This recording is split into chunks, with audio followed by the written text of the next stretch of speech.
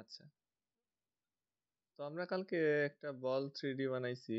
তো ওই বলের মতো করেই আমরা আজকে একটা পেয়ারা 3D বানাবো। এখন পেয়ারা যে পেয়ারাই শুধু তা না, যে কোনো ধরনের গোল বস্তু হতে পারে, সেটা পেয়ারা, ডালিম, তারপরে কমলা, লেবু, আর কি আছে, ওই যে বড় বাদাম, কাঁঠাল, আবার আনারস, গোলের মতো যেগুলা, অর্থাৎ কর্নার যেগুলাতে নাই, বক্স আকৃতি না, সেগুলা বাদে। ধরো লিচু, পেঁপে, সমস্ত জিনিস আমরা সেম টু সেম প্রসেসেই একইভাবে 3D বানাতে পারি। শুধুমাত্র ওই জিনিসটাকে একটু সুন্দর করে আঁকতে হয়, রংটা ভালো করে করতে হয়, যেন এই কিছুটা রিয়েলিস্টিকের মতো লাগে। এটাই হলো আহ মূল জিনিস ফল 3D বানানোর, যে আঁকতে হয় সুন্দর করে। এখন আঁকতে হবে সুন্দর করে, তার থেকেও বেশি জটিল জিনিস হলো যে রং করতে হবে অনেক সুন্দর করে। দেখো এই যে সকালের ক্লাসে যে এটা 3D বানাইয়ে দেখাইছিলাম তোমাদের বড় আপুদের, ভাইয়াদের। তো এটা তো লাইটের আলোতে ভালো দেখা যাচ্ছে না, লাইটের আলো ঠিক উপরে আছে, তো তাই কালারটা আসলে বেশি উজ্জ্বল লাগছে, কিন্তু এটা এতটা উজ্জ্বল না। তো একটা বেগুন, সিম্পল একটা বেগুন এঁকেছি, সুন্দর করে রং করছি, ছায়া দিয়েছি, মনে হচ্ছে না যে 3D?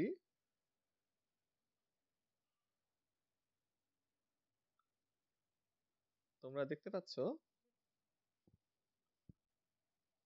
Yes, sir.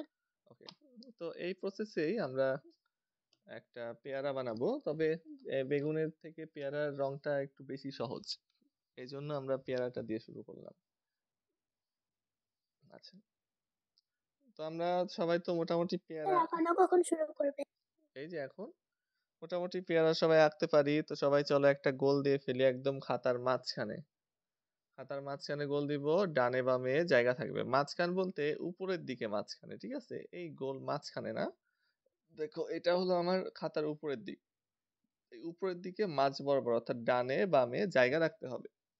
ডানে বামে জায়গা রেখে আমরা একটা বৃত্ত আঁকবো।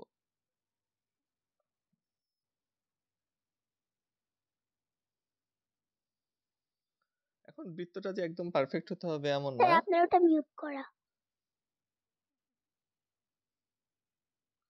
মিউট করা?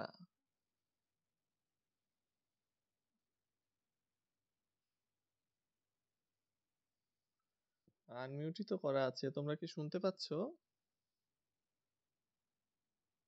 হ্যালো? Yes, sir. প্রাপ্তি শুনতে পাচ্ছো? Yes, sir. হ্যালো প্রাপ্তি শুনতে পাচ্ছো?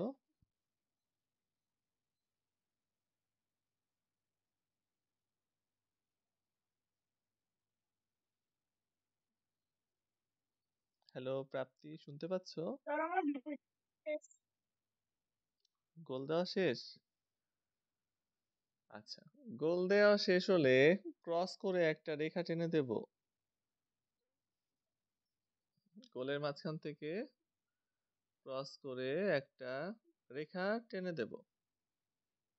এই যে বাকি একটা রেখা টানলাম, এখন এই রেখাটা তুমি যেদিকে ইচ্ছা যতটুকু ইচ্ছা বাঁকাতে পারো, সমস্যা নাই। এখন একটা জিনিস হলো যে আমরা পেয়ারা গাছে ঝুলন্ত অবস্থায় আঁকতে গেলে নিচের দিকে ওই পেয়ারার ওই ফুলের অংশটা আসে, কিন্তু আমরা যেহেতু টেবিলের উপরে রাখছি সেহেতু অবশ্যই নিচের দিকে থাকবে না, এটা একটু ক্রস হয়ে যাবে, এই জন্য এইখানে কিন্তু সেই পেয়ারার ওই ফুলের অংশটা হবে।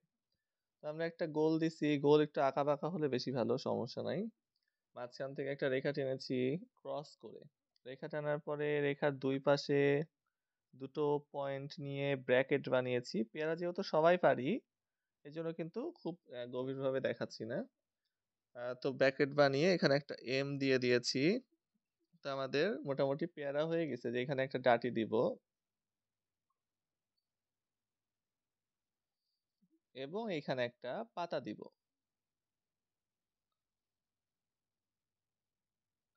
আচ্ছা, পেয়ারাটা বানানো শেষ হয়ে গেলে আমাকে জানাও।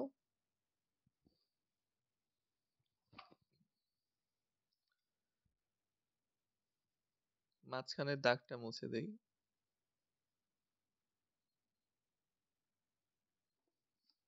আচ্ছা, 3D-তে আবার বেশ কিছু ধাপ আছে, আমরা আজকে যেগুলা শিখতেছি না, এগুলা হলো ধরো মিডিয়াম লেভেলের ড্রয়িং। সেটা কিরকম যে ধরো এই একটা পেয়ারাকে 1.5 ঘন্টা ধরে আঁকা যায় একদম আসলের মতো, যেটা তোমাদের বড় আপুদের শেখাবো এখন। সামনের ক্লাসে আমরা একটা ফল শিখবো যেটা একদম রিয়েলিস্টিক আসলের মতো।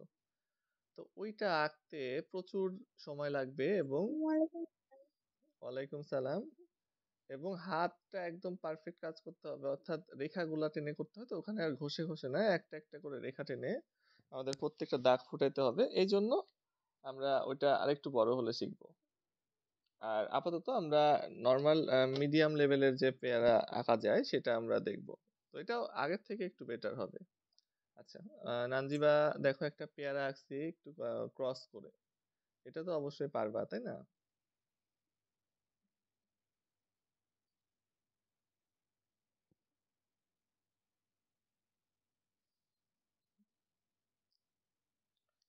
আচ্ছা আমার আঁকা শেষ। আচ্ছা, ঠিক আছে, ধন্যবাদ। আঁকা শেষ হলে আমাদের কাজ কিন্তু শেষ। এবার আমাদের প্রথম কাজ হবে পেয়ারাটাকে সুন্দর করে রং করা। তো এই রং করার জন্য কি কি লাগবে? আমাদের লাগবে টিয়া রং, আমাদের লাগবে হালকা লাইট গ্রিন, আর লাগবে হলো ডার্ক গ্রিন। এই তিনটা রং লাগবে, একটু ইয়েলো কালার লাগবে, ইয়েলো কালারও নিছি। ডার্টিতে লাগবে ব্রাউন কালার, ব্রাউন কালার নিছি। ব্রাউন কালারও দুইটা লাগবে, একটা গাঢ় গাঢ়, সরি একটা হালকা মানে মিডিয়াম যেটা, আর একটা চকলেট কালার। চকলেট কালারটা না থাকলে আমরা এর বদলে কালো রংটা নিব। এই কয়টা রং আমাদের মোটামুটি এই পেয়ারাটা আঁকতে গিয়ে লাগবে। আচ্ছা, স্যার সবুজ রংগুলো কি? সবুজ রং তিনটা শেড নিয়েছি, একটা টিয়া, একটা হালকা সবুজ, একটা গাঢ় সবুজ। তিনটা শেডের সবুজ রং নিছি। হ্যাঁ, টিয়া এটা সব থেকে হালকা, তারপরে মিডিয়াম, তারপরে ডার্ক, তারপরে ইয়েলো, ব্রাউন, ব্ল্যাক।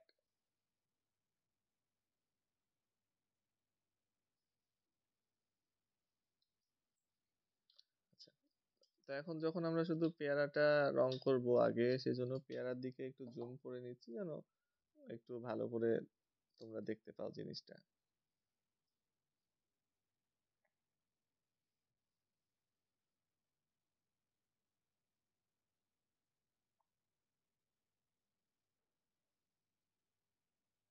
স্যার আমার শেষ। শেষ? আচ্ছা, ধন্যবাদ। রায়ান, একটু দেখাও তো।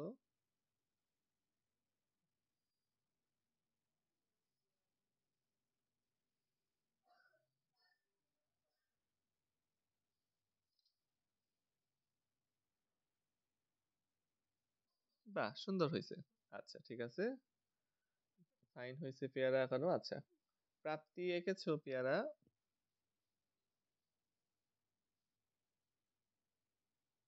স্যার চকলেট কালার কি এটি? হ্যাঁ, দেখি।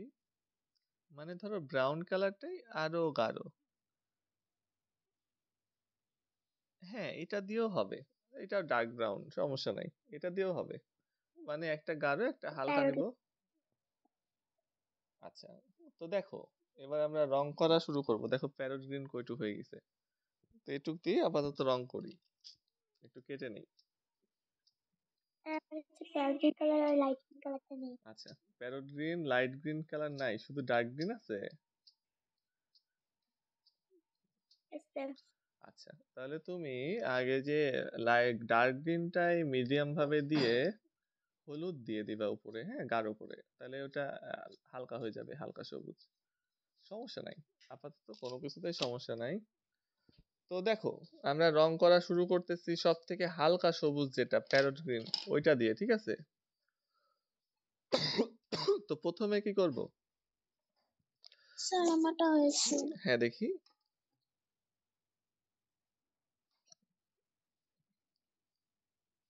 ও হ্যাঁ হ্যাঁ, সুন্দর হয়েছে। আচ্ছা, সুন্দর হয়েছে। তো প্রথমে যেটা করব হলো আমরা এলোমেলো ভাবে রং করব না, যেমন এদিকে এদিকে, যেদিকে ইচ্ছা সেদিকে, এভাবে রং করা যাবে না। তো প্রথমে আমাদের শুরু করতে হবে এই জায়গা থেকে। আমাদের বুঝতে হবে যে এই ফলটা এখান থেকে শুরু হয়ে এখানে এসে শেষ হয়েছে, তাই না? তো এই যে এদিক থেকে শুরু হয়ে এদিক থেকে শেষ হয়েছে যে ফলের। হ্যাঁ, বলো। গাঢ় গাঢ় সবুজ ব্যবহার করছেন? না, সব থেকে হালকা সবুজ, টিয়া টিয়া কালার। তো আমি টিয়া কালার দিয়ে রং করছি, তবে এটা মেনটেন করছি যে এখান থেকে শুরু হয়ে এদিকে আসছে। তো ওইভাবে আমি রঙের স্ট্রোক গুলা দিচ্ছি, যে এদিক থেকে শুরু হয়ে এদিকে আসছে। শুধুমাত্র বামে ডানে এভাবে ক্রস করেই কিন্তু রং করব, অন্য কোনো দিকে রেখা টানবো না, যেহেতু আমাদের পেয়ারাটা একটু ক্রস হয়ে আছে। তো এই বোটা থেকে এইটা এই পর্যন্ত এভাবে রেখা টানবো, অর্থাৎ এভাবে বাঁকিয়ে বাঁকিয়ে রেখা টেনে আমরা সমস্ত অংশে একটু ভালো করে প্যারট গ্রিন কালারটা দিয়ে দেব। তো তার আগে বলে রাখি যে স্যার কর্নার একটু হালকা করে দিতে হবে। প্রথমে হালকা করে দিচ্ছি, আস্তে আস্তে গাঢ় করব। প্রথমে একদম গাঢ় করে দিলে কি হবে, যে ধরো যে ওই পাশের পিসটা ড্যামেজ হয়ে যায়। আবার বলো, আমি বুঝিনি। প্যাস্টেল রং দিয়ে করলে হবে? হ্যাঁ অবশ্যই হবে, প্যাস্টেল রং দিয়ে আরো ভালো হবে। পেন্সিল কালার তো ধরো যে মিক্স করতে অসুবিধা, প্যাস্টেল কালার দিয়ে করলেও হবে। আচ্ছা, তাহলে আমরা এইটা ফলো করব যে যেদিকে ডাটি আছে এবং এই শেষে যে ফুলের মতো এটা আছে, এই বরাবর আমরা রংটা করব। এবং শুধু এই কর্নারের সাইড রং করার সময় একটু বাঁকিয়ে বাঁকিয়ে রেখা টেনে রং করব, অন্য কোনো আবল তাবল দিকে রেখা টানবো না। যেমন এদিকে হয়ে গেল, আবার এই পাশে এদিকে হয়ে গেল, বিভিন্ন দিকে রেখা টানবো না। এখান থেকে শুরু হচ্ছে এখানে শেষ হচ্ছে, এখান থেকে শুরু হচ্ছে এদিকে শেষ হচ্ছে, এই ফ্লো মেনটেন করে আমরা রংটা করব। আর ধীরে ধীরে এক জায়গায় বারবার রং করার মাধ্যমে, তাইলে আমাদের জিনিসটা একটু রিয়েলিস্টিক মনে হবে। যত দাগ কম দেখাতে পারবা তত কিন্তু আসলের মতো মনে হবে। এখন পেন্সিল কালার দিয়ে করলে কি হয়, যে দাগ দাগ থেকে যায়, তাই না? তো ওইটাই কিন্তু আমাদের শিখতে হবে। এখন দাগ দাগ থেকে যায়, আমার কিন্তু একটু একটু দাগ দাগ আছে, যখন আমি এর উপরে আবার রং করব তখন কিন্তু এই দাগ দাগ গুলা মিশে যাবে। আর এই ব্লেন্ড করার জন্য আমাদের হালকা ভাবেই রং করতে হবে, অনেক ভর দিয়ে রং করলে ওই পাশের পেজটা ড্যামেজ হয়ে যায়, আর একই সাথে দাগগুলাও ভালোভাবে দেখা যায়, যেটা আমাদের তো দরকার নাই। আমরা যদি একটু মিডিয়াম প্রেসারে লাইট প্রেসারে রং করে যাই, তাহলে ওই পাশের পেজটাও ড্যামেজ হবে না, এবং আমাদের রং। হ্যাঁ বলো। আমার কাছে আর টিয়া রং নেই। টিয়া রং না থাকলে সবুজ রঙের সাথে হলুদ মিক্স করবা, হালকা করে সবুজ দিয়ে হলুদ উপর দিয়ে গাঢ় করে দিয়ে দিলে এরকম একটা লুক চলে আসবে।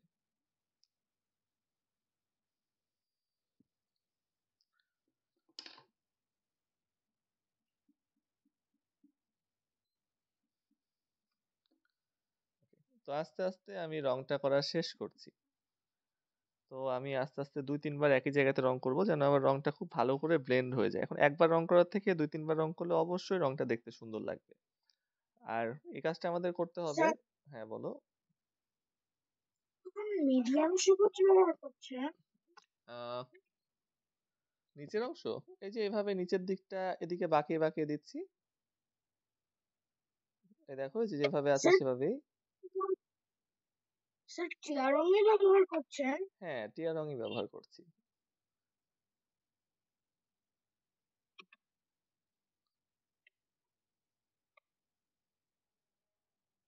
টিয়া রংটা এত ছোট হয়ে গেছে, ধরাই যাচ্ছে না।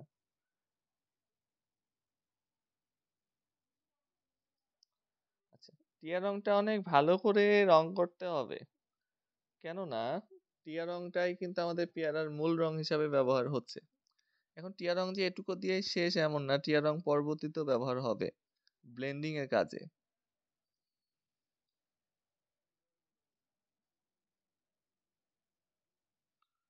আচ্ছা, মোটামুটি এক ধাপে আমাদের টিয়া রংটা ব্যবহার করা শেষ। সম্পূর্ণ পেয়ারাতে সুন্দর করে রং করে দিয়েছি, যে নিচের অংশেও টিয়া রং দিয়ে দেব।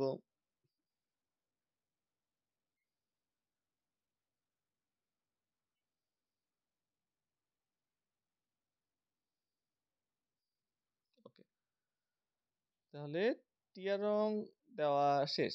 আচ্ছা,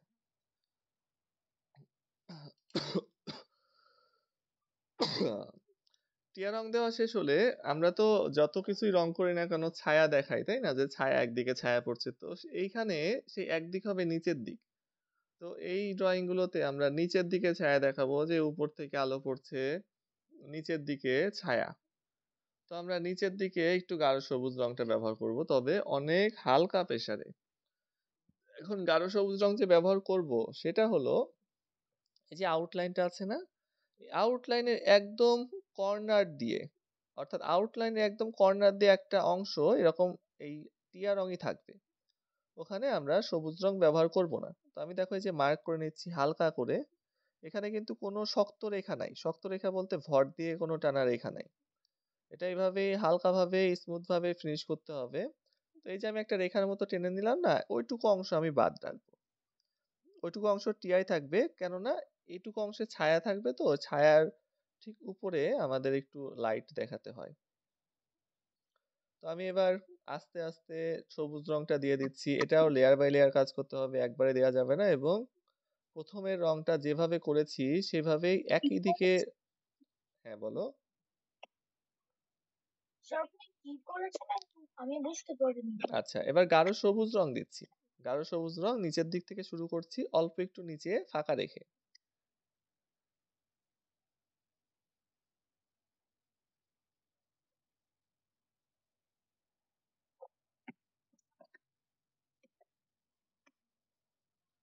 তো গাঢ় সবুজ রংটা হালকা করে দিচ্ছি কিন্তু,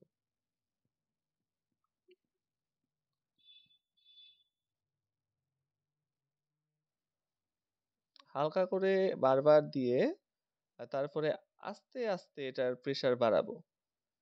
কেননা যদি এখন গাঢ় করে দেই তাহলে দাগ সৃষ্টি হয়ে যাবে, ওই যে দাগ হয়ে যাবে ওইটা খারাপ দেখাবে।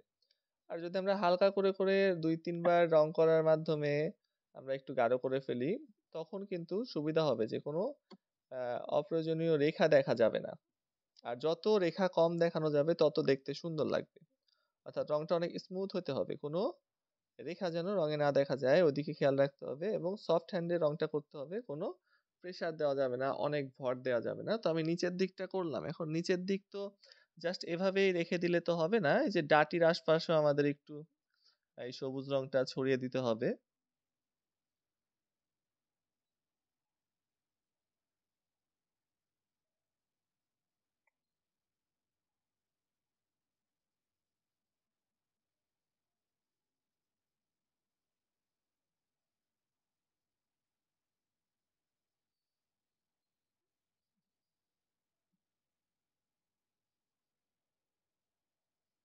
আচ্ছা, ঠিক একইভাবে নিচের দিকের এই যে বাম সাইডেও আমাদের একটু সবুজ রংটা ছড়িয়ে দেব। কেননা যে একদম যদি অ্যাকুরেট শেপে আমরা সবুজ রংটাকে রেখে দেই, তাহলে মনে হবে যে ওটা কোনো মানুষের বানানো জিনিস, যে একদিকে একটু হালকা একদিকে গাঢ়। এজন্য আমাদের একটু মিক্স করে করে দিতে হবে।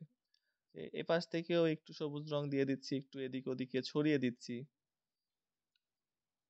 নিচের দিকে তো দিছি, নিচের দিকে তো ছায়া নিচের দিকে দিছি, পাশাপাশি এখানে একটু ওখানে একটু একটু ছড়িয়ে ছড়িয়ে, এখন দাগ টেনে না কিন্তু, কারণ দাগ দেখানোই যাবে না। যত চেষ্টা করব যে দাগ না দেখানোর, হালকা প্রেসারে এদিকে ওদিকে একটু ছড়িয়ে দিচ্ছি, এটা দেখতে সুন্দর লাগবে।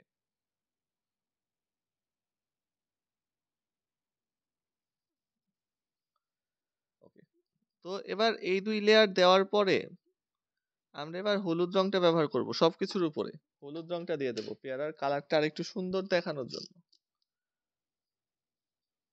গাঢ় সবুজ দেওয়ার পরে কি করতে হবে? গাঢ় সবুজ দেওয়ার পরে হলুদ দিব। হলুদ রংটা গাঢ় করে দিব না, ওই হালকা করেই দিব। এখানে কোনো শক্ত রেখা টানা যাবে না, সব রেখাই ধরো নরম। তো এই স্যার যে আপনি নিচের অংশটা বাকি কোন কোন জায়গায় গাঢ় সবুজ দিয়েছেন? আচ্ছা, এই দেখো যে নিচের দিকে একটা অংশ আগে দিয়ে নিছি, এ পর্যন্ত দেওয়ার পরে একটু উপরের দিকে দিছি, একটু বাম সাইডে নিচের দিকে দিছি, এভাবে কিছু কিছু জায়গায় ছড়িয়ে দিছি, রেখা টেনে না, ছড়িয়ে ছড়িয়ে। দেখো এখানে আর এখানে একটু সাদা দেখা যাচ্ছে, উপর দিকেও গাঢ় এদিকেও গাঢ় নিচের দিকে তো গাঢ়ই। তো এবার আমি একইভাবেই হলুদ রংটা দেব, অনেক লাইট ভাবে সব জায়গাতেই দিয়ে দেবো হলুদ রংটা, একদম সমস্ত পেয়ারাতে দিয়ে দেবো, একদম হালকা ভাবে, আলতো প্রেসারে।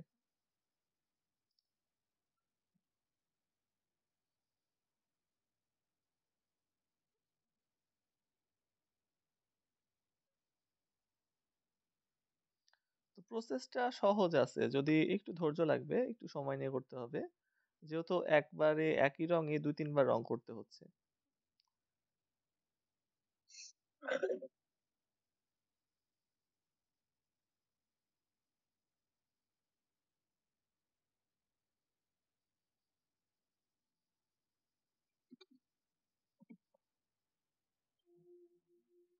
আচ্ছা, এখন পেয়ারার যেহেতু বহু রং হয়, ঠিক আছে, এখন কাঁচা পেয়ারার রং গাঢ় সবুজ। এক ধরনের পেয়ারা হয় একটু টিয়া টিয়া, একটু পাকায় গেলে কি হয় হালকা হালকা হলুদ ভাব চলে আসে, তাই না? আবার কি হয় কিছু পেয়ারা থাকে একটু বেশি হালকা টিয়া, বড় ছোট বিভিন্ন রকম হয়, এজন্য একটু এদিক ওদিক হয়ে গেলে কোনো বিষয় না। তো আমি এবার নিচের দিকে আবারও গাঢ় সবুজ দিচ্ছি, হলুদ রংটা দেওয়ার পরে আবারও গাঢ় সবুজ কালারটা ওই হালকা করেই দিচ্ছি, আগের তুলনায় সামান্য একটু চাপ বাড়াচ্ছি। তো যেখানে যেখানে দিয়েছি না সেখানে সেখানে আবার আমি একই ভাবেই দিয়ে দেব। আর অবশ্যই এই যে ফ্লোটা মেনটেন করতেছি যে কিভাবে শুরু হচ্ছে কিভাবে শেষ হচ্ছে, এখান থেকে শুরু হচ্ছে এদিকে যাচ্ছে রং, অন্য কোনো দিকে রেখা টানা যাবে না। আর গাঢ় করে ভর দিয়ে রেখা টানা যাবে না, এখানে হালকা করে রেখা টেনে টেনে এটাকে মেশা। হ্যাঁ হ্যাঁ, ও বাহ, এই তো সুন্দর হয়েছে। নিচের দিকে এবার সবুজ দাও।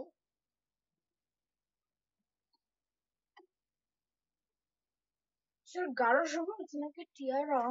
গাঢ় সবুজ, এটা গাঢ় সবুজ দিচ্ছি আবার।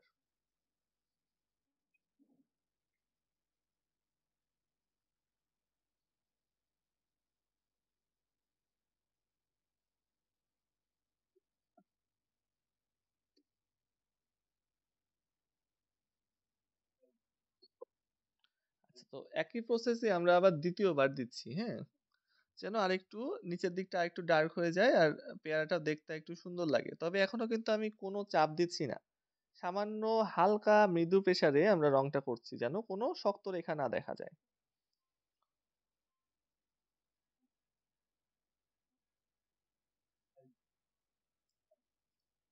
তো এটা করতে স্যার অনেক। গাঢ় সবুজটা কি এক সাইডে দিতে হবে? হ্যাঁ দেখো, প্রথমে তো আমি নিচের দিকে দিয়েছি, হ্যাঁ, এই ধরো এত পর্যন্ত দিছি, এই যে এত পর্যন্ত দেওয়ার পরে উপর দিকে একটু দিছি, এবং এই বাম সাইডে নিচের দিকে একটু দিছি, ছড়িয়ে ছড়িয়ে, অর্থাৎ একটা সিঙ্গেল রেখা না, ছড়িয়ে ছড়িয়ে দিতে হবে।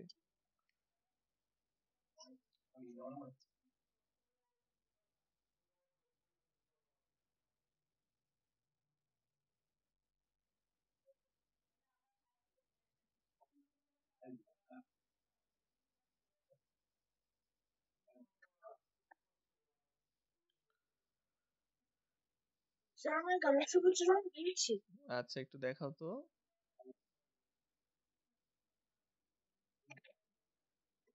স্যার দেখাচ্ছি। হ্যাঁ,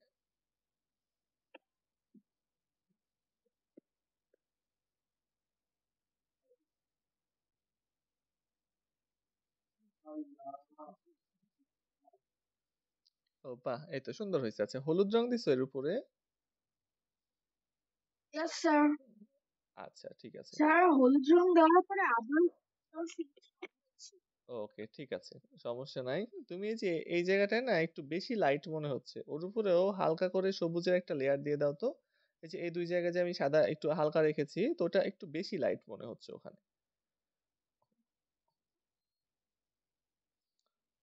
তো দেখো একদমই স্যার প্রেসার। ওখানে হ্যাঁ বলো। সবুজ ছিল, হ্যাঁ, এই দুই জায়গাতে যেখানে একটু এইখানে হ্যাঁ লাইট দেখা যাচ্ছে সেখানে আরেকটু রং হবে, সবুজ রংটা সামান্য একটু দিতে হবে। গাঢ় সবুজ। হ্যাঁ গাঢ় সবুজ, হালকা করে, একেবারে হালকা করে, ওটা লাইটের অংশই হবে, ঠিক আছে, কিন্তু বেশি লাইট দেখা গেলে আবার ভালো লাগবে না, একটু ম্যাচ করাতে হবে। দেখো আমি এত সময় ধরে কিন্তু এই সবুজ রংটাকে ঘুরিয়ে ঘুরিয়ে একই জায়গায় দিচ্ছি, কারণ কি, যেন আমার রংটা অনেক বেশি স্মুথ হয়ে যায়। তো এটাই কিন্তু প্রক্রিয়া রিয়েলিস্টিক ড্রয়িং এর, ঠিক আছে, আর কোনো উপায় নাই। এখন রিয়েলিস্টিক ড্রয়িং তো এই পেন্সিল দিয়েই করে, সময় লাগে কেন? একটা ড্রয়িং করতে দেখা যায় যে নর্মাল একটা জিনিসই, নর্মাল জিনিসই ধরো একটা ফল আঁকতে 2 ঘন্টা 3 ঘন্টা লেগে যায়, দেখতেও খুব সুন্দর হয়। এই একই প্রসেস শুধু চালাতেই থাকে চালাতেই থাকে, কোনো শক্ত রেখা টানতে হয় না, আর কোনো আউটলাইন হয় না। এই সব ড্রয়িং এ কোনো আউটলাইন দেওয়া যাবে না। আউটলাইন আমি তোমাদের দেখার জন্য দিয়েছি, কিন্তু পরের বার কিন্তু আমি এটা গাঢ় করব না, একদম রং দিয়ে আউটলাইন কমপ্লিট করতে হবে, যেহেতু আমার আউটলাইন এখন মানে ঢেকেই গেছে, প্রায় বোঝা যাচ্ছে না। রং দিয়ে আউটলাইন কমপ্লিট করতে হবে এবং কোনো শক্ত রেখা টানা যাবে না। এটা প্র্যাকটিস করতে হবে, দেখা যাবে যে প্রথম প্রথম ভুল হচ্ছে, প্রথম প্রথম তো ভুল হবেই, আস্তে আস্তে ঠিক হয়ে যাবে। তো এইটা প্র্যাকটিস করে ফেললে আমরা যখন মানুষ, ধরো এই যে আমি যে মানুষগুলো আঁকি পেন্সিল কালার দিয়ে বা পেন্সিল কালার দিয়ে, যখন বড় কিছু ড্রয়িং করি তখন কিন্তু এই প্রসেসটা কার্যকর হয়। বিশেষ করে মানুষের ফেসে কিন্তু এভাবে হালকা করে করে লেয়ার দিয়ে দিয়ে স্কিন টোন আনতে হয়, ওখানে কিন্তু কোনো রকমের কোনো হার্ড রেখা থাকে না। গাঢ় রেখা টানবো কি নষ্ট হয়ে যাবে। গাঢ় ও রেখা টানার আচ্ছা। সাথে কিন্তু দাগটা ফুটে ওঠে। হ্যাঁ, হ্যাঁ হইছে। আচ্ছা। ওইটা হওয়ার পরে পাতাটা রং করো। পাতা যেমন ইচ্ছা রং করে দাও। যেকোনো আগে হালকাটা দাও। হালকাটা দেওয়ার পরে পাতার আউটলাইনের আশপাশে একটু গাঢ় সবুজ দিয়ে দিলে হয়ে যাবে।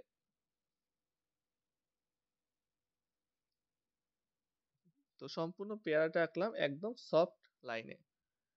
এবং সম্পূর্ণ পেয়ারাতে একই দিকে রং করা হইছে এই বোটা থেকে এই শেষ পর্যন্ত। এদিকেই। অন্য কোনো দিকে কিন্তু রেখা টানা হয় নাই।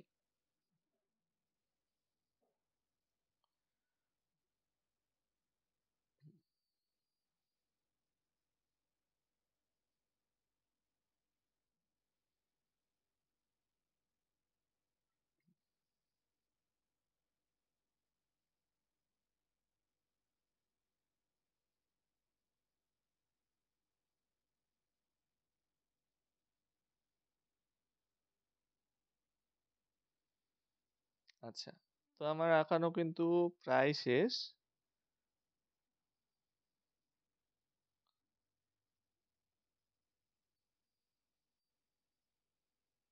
ওকে।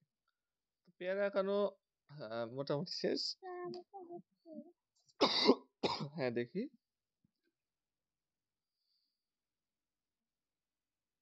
বাহ! সুন্দর হইছে। আচ্ছা সুন্দর হয়েছে। এই যে উপরের দিকে আর একটু নিচের দিকে আর একটু এই যে সবুজ রংটা দিতে হবে। হালকা ভাবে, হ্যাঁ? এই যে উপরের দিকে আর একটু স্যার পাতা রং নিচের করা হয়েছে। হ্যাঁ দেখি। ও সুন্দর হয়েছে। পাতা রং করা সুন্দর হয়েছে। আচ্ছা। তো যেহেতু আমরা দেখো যে নিচের দিকে ছায়া দেখাইছি, তাই না? তো সেক্ষেত্রে পাতারও এই নিচের দিকটা এই অংশটা একটু গাঢ় দেখাবো এবং ডাটিরও এই নিচের দিকটা একটু গাঢ় দেখাবো। তাইলে ম্যাচ করবে। যেহেতু আমরা ছায়া দেখাইছি সেই জন্য। ছায়া যখন পড়ছে নিচের দিকে তখন সবকিছুর উপরেই পড়বে। এজন্য ডাটিতে ২ টা কালার দিয়ে রং করছি। একটা হলো নরমাল ব্রাউন এবং নিচের দিকে ঝুলে রয়েছে তো। নিচের দিকটা একটু গাঢ় হবে না? হ্যাঁ নিচের দিকে গাঢ় হবে।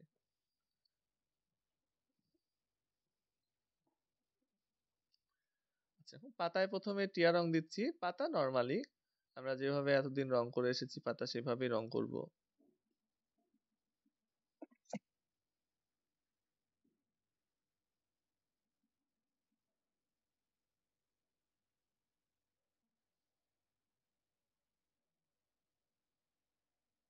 ওকে। পাতা সবুজ রং করার পরে হালকা সবুজ রং করার পরে গাঢ় সবুজ রংটা দিয়ে দিচ্ছি পাতার আউটলাইনের আশপাশে।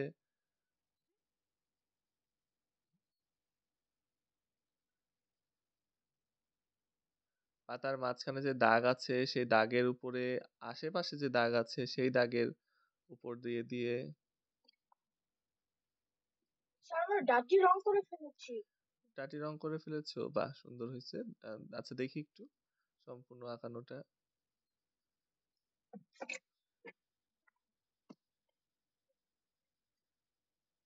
স্যার নিচের যে এনামুটি সেদিকে একদম গাঢ় করে দিতে হবে। কোনটা?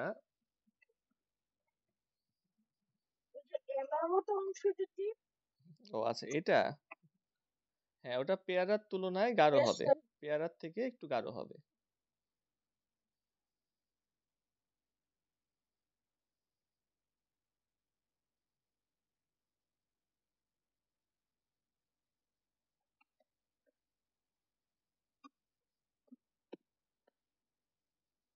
স্যার হয়েছে। হ্যাঁ দেখি। ও হ্যাঁ মিরাজের এখনো হয়েছে। নানজিবার এখনো হয়েছে। সুন্দর হয়েছে। আচ্ছা আচ্ছা এবার যেটা জরুরি কাজ সেটা হলো ছায়া দেওয়া। তো 3D যে কোনো জিনিসকে বানানোর জন্য আমাদের ছায়া এবং উপর থেকে একটা অংশ কেটে ফেলা এটা কিন্তু খুব ইফেক্টিভ। এটা না করলে কিন্তু 3D মনে হয় না। বিশেষ করে ছায়াটা তো থাকে। এখন একটা বস্তু যদি কোনো আরেকটা বস্তুর উপরে রাখা হয় তাহলে তো সেটা ছায়া পড়বে। তো ছায়াটাই কিন্তু আমাদের 3D কে 3D হিসাবে দেখতে সুবিধা হয় মানে সাহায্য করে। আচ্ছা তো আমাদের পেয়ারাটা আমি এ পর্যন্তই রাখবো। এরপরে ছায়ার দিকটা। এখন ছায়ার দিকটা তো আমরা সবাই মোটামুটি জানি যে গোল জিনিসের ছায়া ওভাল আকৃতি হয়ে যায়। তো এখন ছায়াটার ক্ষেত্রে একটা জিনিস সবাই একটু খেয়াল করো, সবাই আঁকানো বাদ দিয়ে শুধু এটা একটু দেখে নাও। ছায়া সেইখান থেকে সেই পর্যন্ত হয় যেটুকু মাটির সংস্পর্শে থাকে, অর্থাৎ এইখান থেকে এ পর্যন্ত, এটুকুর মধ্যে এটুকু থেকে আমাদের ছায়া শুরু হবে।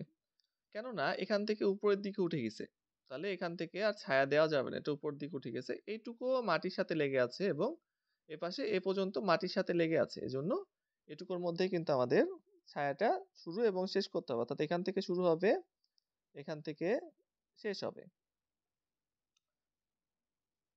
তো আমি প্রথমে হালকা করে একটা শেপ বানিয়ে নিচ্ছি। আহ, একদম কিনার দিয়ে বানাবো, বেশি মোটা করব না, কেননা যেহেতু উপর থেকে আলো পড়ছে, উপর থেকে আলো পড়লে ছায়াটা কিন্তু খুব বেশি ছড়ায় না। এখন আলো যত নিচ থেকে পড়বে তত ছায়াটা বেশি ছড়ায়। আর গোল জিনিসের ছায়া সবসময় ওভাল হয়, কেননা যে বস্তুটার উপরে রাখা আছে সেটা কিন্তু একদম সমান সমান থাকার কারণে আমরা কিন্তু এই গোলের ছায়াটাকে সবসময় ওভাল আকৃতি হিসাবে দেখতে পাই। তো দেখো ওভাল আকৃতি বানিয়ে দিচ্ছি, ছায়ার কোনো আউটলাইন হবে না, এটা হালকা আস্তে আস্তে আমি এটাকে ওভালের মতো একটা শেপ দিয়ে দিচ্ছি। আহ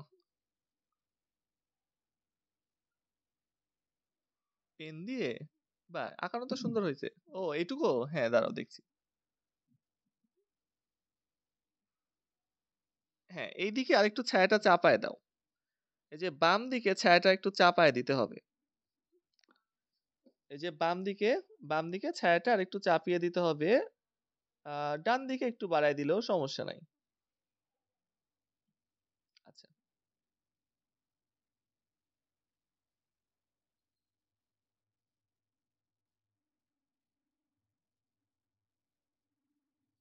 ওকে। তো একটা কোনো রকমে ওভাল আকৃতি বানালাম, বানিয়ে এবার আমি এটাকে হালকা করে একটা আগে শেড দিয়ে দেব। এখন স্যার এবার হ্যাঁ হ্যাঁ হয়েছে। আচ্ছা, এই যে এদিকে ডাটি আছে, ডাটির ছায়া, ডাটিটার ছায়া দিলাম। একটা পাতা আছে, পাতার ছায়া। Okay. তো এখন যদি আলো অনেক তীব্র হয় তাহলে আমাদের পাতার ছায়া এবং ডাটির ছায়া বোঝা যাবে। আলো যদি হালকা হয় তাহলে কিন্তু ডাটির ছায়া পাতার ছায়া ওটা বোঝা যাবে না, কেননা আলোর উপরে ছায়া নির্ভর করে। ঠিক তেমনটাই স্যার যেখানে আমার পাত্তা দেওয়ার জায়গা নেই। দরকার নাই, আচ্ছা পাতা বাদ দিই। আলো ধরো হালকা, বেশি গাঢ় না, এই জন্য পাতার ছায়া দেখা যাচ্ছে না, ডাটির ছায়া আমরা হালকা হালকা করে মুছে দেবো। আচ্ছা দেখো, ছায়া যেখান থেকে শুরু হয় সেই অংশটা কিন্তু গাঢ় হয়, অর্থাৎ ছায়া যে পেয়ারার সাথে লেগে আছে যে অংশটা, ওই অংশটা গাঢ় হবে। তো ওই অংশে আমি একটু গাঢ় করে রং করছি। একটু গাঢ় বলতে কি, দুই তিনটা লেয়ারের মাধ্যমে, এখন একেবারে যে ভর দিয়ে রং করে দেবো এমন কিন্তু না। দেখো যেখান থেকে শুরু হচ্ছে ছায়াটা, সেখানে আমরা একটু গাঢ় করব এবং আস্তে আস্তে ছায়াটা যত ছড়াবে তত হালকা হইতে থাকবে। তো আমি প্রথমে এই গাঢ় অংশটার উপরে কভার করছি, যে গাঢ় যেখানে আছে সেখানে আমি একটু দুই তিনটা চার পাঁচটা লেয়ার দিয়ে কমপ্লিট করছি। আগে ওই অংশটা করে তারপরে আস্তে আস্তে ছায়াটাকে ডানে ছড়িয়ে দেব এবং ছড়ানোর সময় হালকা হয়ে যাবে। অর্থাৎ যেখান থেকে ছায়া উৎপন্ন হয় সেই অংশটা সব থেকে গাঢ় হয়, আর ছায়া যত দূরে যায় তত হালকা হইতে থাকে। অর্থাৎ এখান থেকে যত এদিকে যাবে তত ছায়া হালকা হতে থাকবে। তাহলে আমরা প্রেসার কম দিব, যত দূরে নিয়ে যাব তত প্রেসার কম দিব পেন্সিলের উপরে। আর একদম নিচের দিকে যখন আসবো, এই যে এইখানে, তখন আমরা প্রেসারটাকে মোটামুটি রাখছি। এখন মোটামুটি বলতে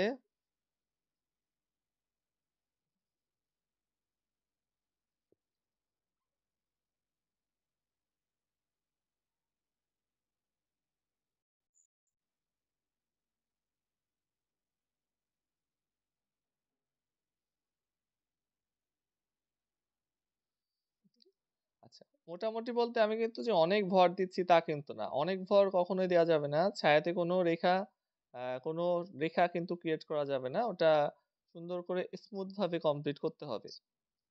তো এই জন্য আমরা কিন্তু লেয়ার বাই লেয়ার কাজ করছি, অনেক ভর দিয়ে কোনো রেখা টানা যাবে না। এই সম্পূর্ণ ড্রয়িংটাই কিন্তু একদম সফট রেখা দ্বারা বানানো হয়েছে। হ্যাঁ স্যার আমার ছায়াটি কি হয়েছে? হ্যাঁ দেখি, আহ, হ্যাঁ হবে। ছায়াটা শুরুর দিকটা গাঢ় করো। হ্যাঁ হয়েছে, আকারটা হয়েছে। এবার ছায়া যেখান থেকে শুরু হয়েছে সেখানে যে পেয়ারার সাথে যেটা সংস্পর্শে আছে সেটা আস্তে আস্তে গাঢ় করো।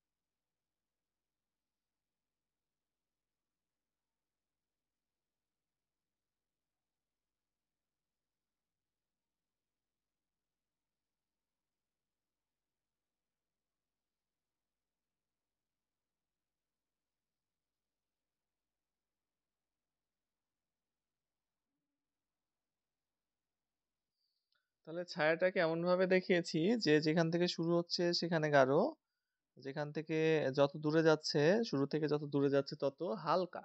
ঠিক আছে।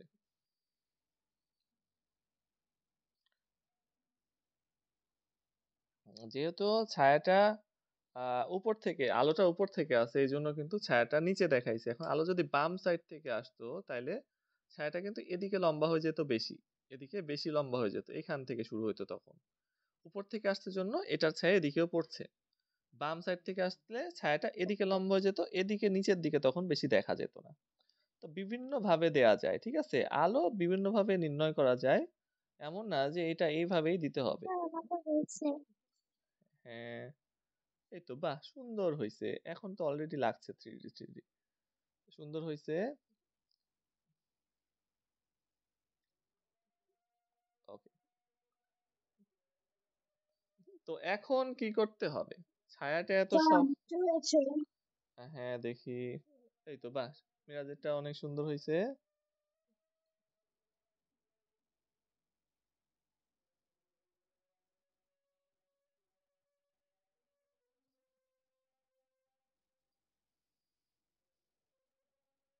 এরপর কি করতে হবে? আচ্ছা, এরপরে আমাদের একটা অংশ কেটে ফেলতে হবে। সেটা কিভাবে? তো আমরা একটু দূরে নিয়ে যাব, জুম আউট করব, তাহলে একটু ভালো করে বুঝতে পারবা। তাহলে থ্রি কোনো ফল আঁকার জন্য আমাদের প্রথম শর্ত হলো যে যে ফলটাই আমরা আঁকবো না কেন সেটাকে সফট হ্যান্ডে আঁকতে হবে, কোনো প্রেসার দেওয়া যাবে না, শক্ত রেখা টানা যাবে না, তাহলে দেখতে অনেক সুন্দর লাগবে। আর অবশ্যই ছায়া দিতে হবে। ছায়া দেওয়ার পরে দেখো, এই নিচের দিক থেকে, ফলের উপরের দিকে বেশি জায়গা থাকবে, নিচের দিক থেকে একটা রেখা আমরা টেনে দেব। ফলের উপরের দিকে বেশি জায়গা রেখে নিচের দিক থেকে সোজা একটা রেখা আমরা টেনে দিচ্ছি। এই যে টেনে দিলাম। এবার একটু দূর থেকে ডান দিকে বাঁকিয়ে একটা রেখা, এই যে আমরা টেনে দিলাম।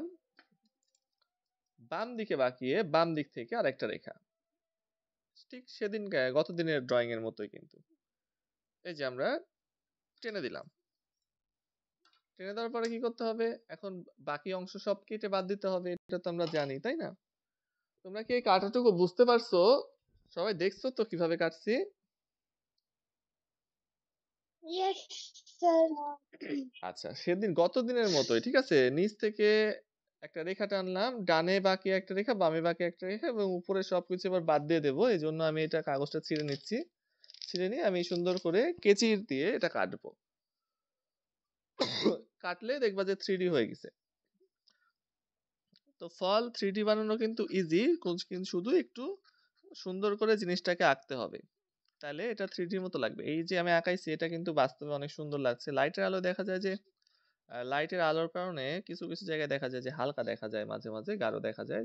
বিভিন্ন ভাবে বিভিন্ন, এই যে এখানে দেখো জল জল করতেছে, এই পাশে নিয়ে গেছিলে একটু ভালো, এভাবে দেখলে একটু ভালো। তো এরকম দেখা যায়। যখন আমি ছবি দিব তখন আর একটু ভালো করে বোঝা যাবে। তো এবার এটাকে আমি খুব সাবধানতার সাথে সুন্দর করে কেটে ফেলবো। শুধুমাত্র স্যার পেয়ারা। আমারটা হ্যাঁ, দেখি। স্যার হয়েছে। হ্যাঁ, হ্যাঁ, দেখাও।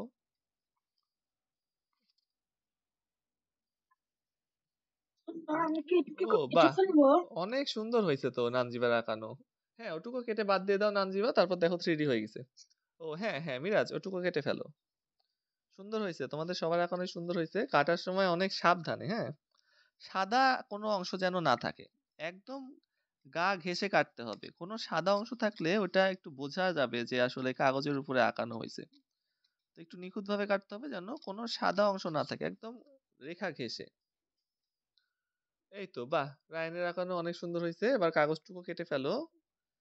কেটে ফেললে দেখবা যে 3D হয়ে গেছে। Okay sir. আর এই 3D তে না আমাদের অ্যাঙ্গেল করে ধরার দরকার নেই। একদম সামনাসামনি উপর থেকে ধরলেই 3D দেখা যাবে। আমরা যেরকম আ যে আগে যেগুলো আঁকছি সেগুলাতে কি করছি যে একটু অ্যাঙ্গেল করে ধরছি। কেননা ওগুলো অ্যাঙ্গেল ভাবে আঁকানো হইছে। এটা যেহেতু সোজা করে আঁকানো হইছে এজন্য এটা সোজা করেই ক্যামেরাটা ধরতে হবে। তাইলে 3D বোঝা যাবে। অ্যাঙ্গেল করে ধরলে কি হবে যে ওইটা চ্যাপ্টা দেখা যাবে। অ্যাঙ্গেল করে ধরার একটা নিয়ম আছে, সেটা হলো অ্যাঙ্গেল করে যদি ধরতে চাও তাহলে জিনিসটাকে লম্বা করে ক্রস করে আঁকতে হয়। ওটা আরো অনেক ঝামেলার ব্যাপার। তো আমরা যেহেতু সহজভাবে আঁকতে পারছি, শুধু শুধু অত কঠিন দিকে যাব কেন? তো এই যে পেয়ারার পাতার এই অংশটাকে আমি অ্যান্টি কাটার দিয়ে কাটবো, কেননা এটা অনেক ছোট অংশ, এখানে কেচি ঠিকঠাক ভাবে যাচ্ছে না।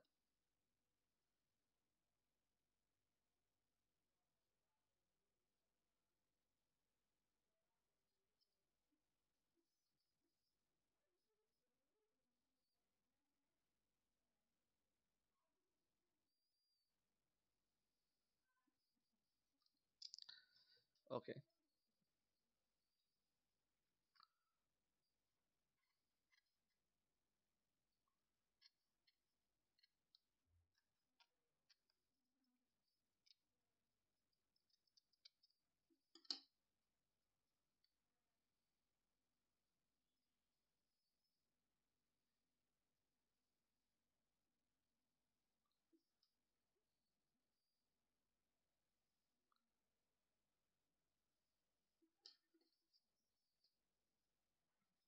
পাতাটা অনেক পাতলা হওয়ার কারণে ওটা এমনিতে একটু ভেঙে ভেঙে যাচ্ছে।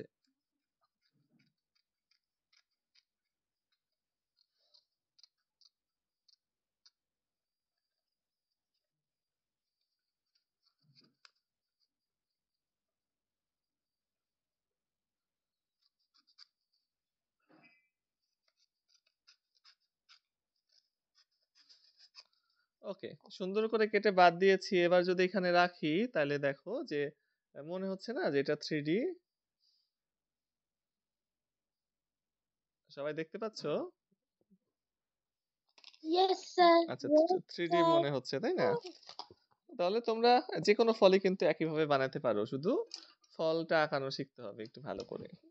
ভালো করে বলতে কি যে রংটা করা প্র্যাকটিস করতে হবে। আমরা আরো কিছু ফল শিখবো, এটা তো সহজ ছিল, এর থেকে জটিল জটিল কিছু ফল শিখবো।